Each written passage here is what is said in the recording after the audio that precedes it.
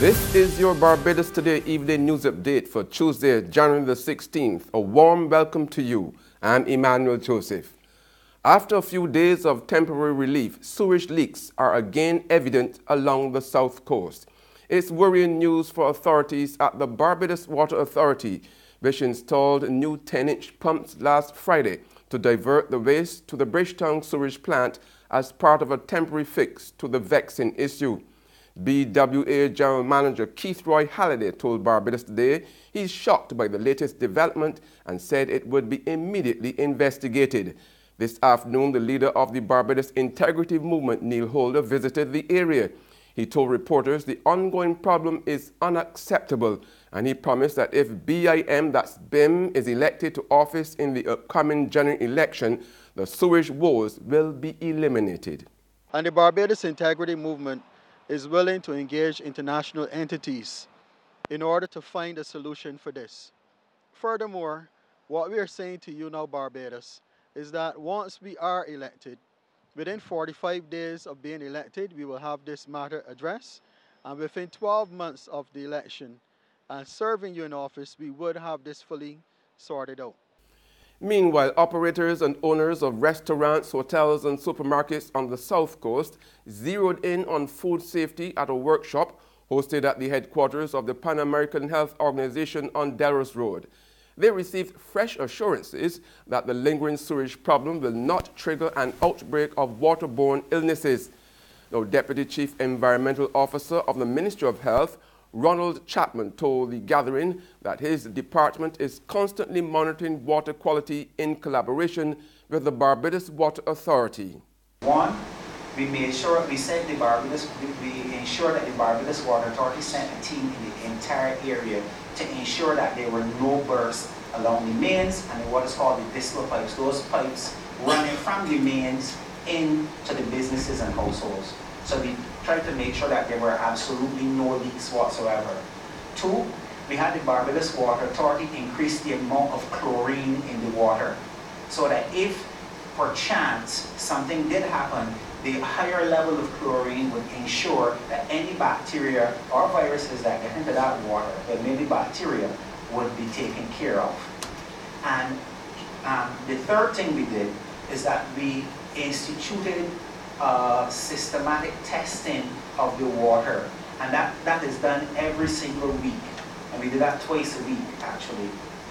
So we go, the inspectors go, they take water samples, and those water samples are tested right there and then for chlorine residual levels. Chapman said results so far have been encouraging.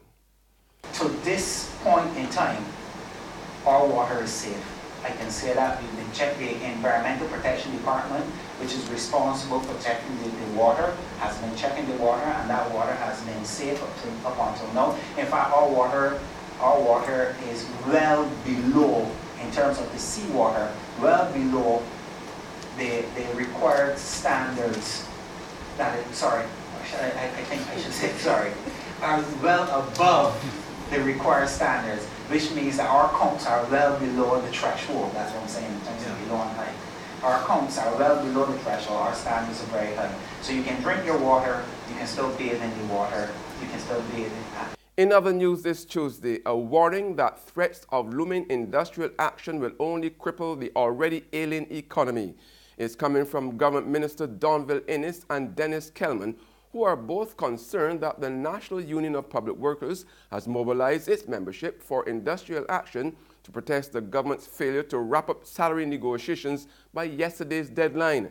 Minister Kelman told Barbados Today the move is ill-timed and not in the country's best interest, while Minister Innes made it clear that the economy cannot handle unrest.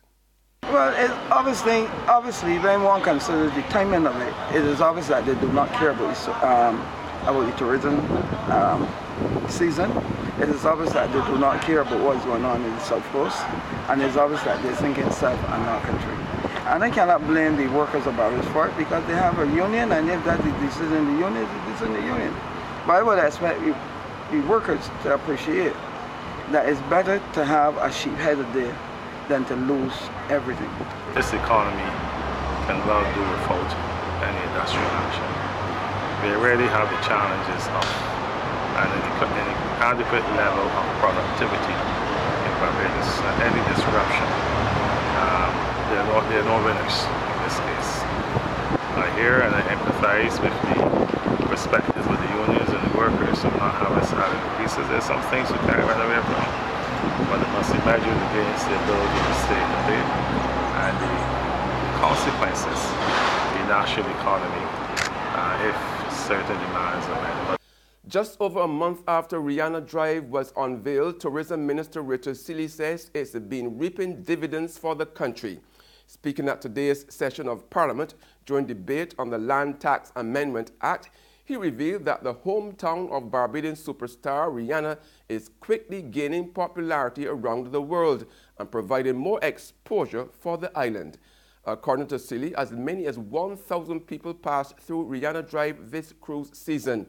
He also noted that taxi drivers have reported that tourists are frequently making requests to visit the close-knit St. Michael community.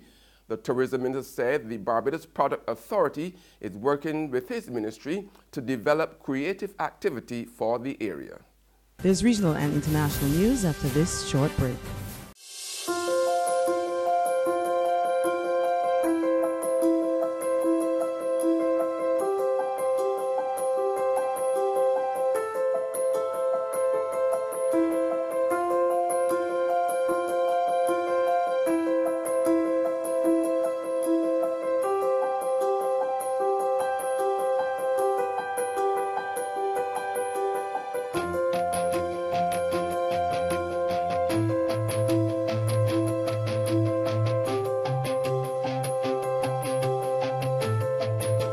Barbados Today, news you can trust.